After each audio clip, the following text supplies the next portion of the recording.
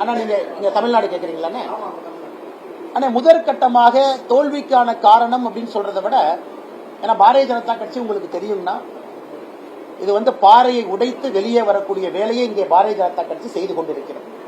ஒரு பாறைக்குள்ள ஒரு சின்ன வேர் போகணும்னா அது எப்படி கஷ்டப்பட்டு உழைத்து அந்த பாறையை உடைச்சு அந்த வேர் உள்ள போறதுக்கு பல ஆயிரம் ஆண்டுகள் ஆகும். இன்னைக்கு பாரதிய ஜனதா கட்சியினுடைய வளர்ச்சி திராவிட கட்சிகளுடைய தோளில் நடக்காம முதலாக ஒரு பெரிய அளவில் தனித்து நின்று ஜெயிக்க முடியும் என்கின்ற நம்பிக்கையோடு களத்துக்கு வந்திருக்கிறோம். அதிலே நம்முடைய கூட்டணி கட்சியினுடைய பெருந்தலைவர்கள் இருக்கின்றார்கள். உதாரணத்துக்கு ராமநாதபுரத்தில் OPS நின்றாங்க, டிடிவி அண்ணன் தேனியில் நின்றாங்க, அன்புமணி ராமதாஸ் அவர்களுடைய துணைவியார் சௌமியா அன்புமணி ராமதாஸ் அவர்கள் தர்மபுரி நின்றாங்க, அண்ணன் AC சண்முகம் அவர்கள் வேலூர்ல நின்றாங்க, பாரிவேந்தர் ஐயா அவர்கள் பெரம்பலூர் நின்றாங்க. முதலாக பெரிய தலைவர்கள் எல்லாம் இருக்கக்கூடிய ஒரு தேர்தலை நீங்க பாக்குறீங்க.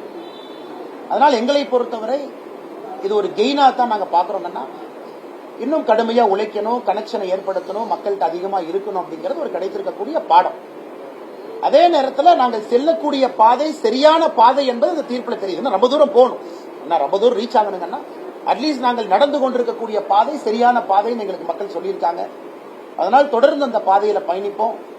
நாங்கள் இந்த பாதையை மாற்றுவதற்கோ அச்சப்படுவதற்கோ இல்ல போகக்கூடிய வேகத்தை குறைப்பதற்கோ இந்த தேர்தலில் மக்கள் சரியான பாதையில போறீங்க, சரியான வேகத்துல போறீங்க, ஆனா இன்னும் இதே நேரத்தில் போங்கன்னு சொல்லியிருக்காங்க. அதை எடுத்துக்கொண்டு இன்னும் ஆக்கப்பூர்வமாக செயல்படுத்த.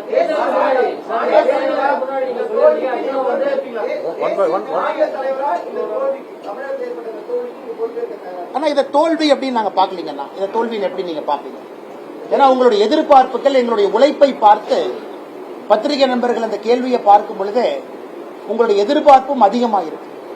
முதல்ல பாரதிய ஜனதா கட்சியை பத்திரிகையில நோட்டா கட்சின்னு எழுதுனீங்க, கட்சி எங்கேயுமே இல்லைன்னு கேட்டீங்க. என் கலைஞர் கருணாநிதி அவர்கள் பாரதிய ஜனதா கட்சி எங்க இருக்கு, அங்கும் இங்குமா ஒன்னொன்னா இருக்குன்னா, இன்னைக்கு நீங்க கேட்கிற கேள்வியை பார்க்கும் பொழுதே ஒரு மாநில தலைவருக்கு ஒரு எக்ஸ்பெக்டேஷன் வச்சிருக்கீங்க. ஓ பாஜகனா 10 சீட்டு ஜெயிக்கணும், ஓ பாஜகனா 25% வாக்கு வங்கி கிடைக்கணும் அப்படிங்கறத உங்க கேள்வியினுடைய உட்பொருள்.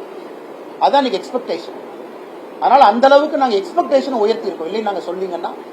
அதனால எங்களை பொறுத்தவரை வாக்கு வங்கி அதிகமாக இருப்பது ஒரு விதத்தில் வெற்றி. அதே நேரத்தில் உதாரணத்துக்கு கோயம்புத்தூர் எடுத்துங்க, மாநில தலைவராக போட்டியிட்டது. இதுவரை சரித்திரத்தில் வாங்காத ஓட்டு கோயம்புத்தூர்ல வாங்கியிருக்கு. கோயம்புத்தூர்ல அதிமுகவை பொறுத்தவரை டெபாசிட் ஜஸ்ட் வாங்கியிருக்காங்க. 16.6% டெபாசிட், 17% வாங்கி டெபாசிட் ரிட்டைன் பண்ணிருக்காங்க. கோயம்புத்தூர்ல 10க்கு 9 MLA அதிமுக இருக்கிறாங்க. அதிமுகவுடைய கோட்டை கோவைன்னு உங்களுக்கு தெரியும். இதையெல்லாம் நாங்கள் சாதனையா பார்க்கிறோம். இதெல்லாம் எங்களுடைய சாதனை. அதே நேரத்தில் ஏற்கனவே சொன்னது போல நேர்மையான ஒரு வழியில நடக்கணும்னு நினைக்கிறோம். அதற்கு ஷார்ட் டேர்ம்ல ரிசல்ட் இல்லைன்னா கூட எங்களை மாற்றிக்கொள்ளாமல் அந்த பாதையில பயணிக்கணும்னு நினைக்கிறோம். இதையெல்லாம் வெற்றியா தான் பார்க்கணும்.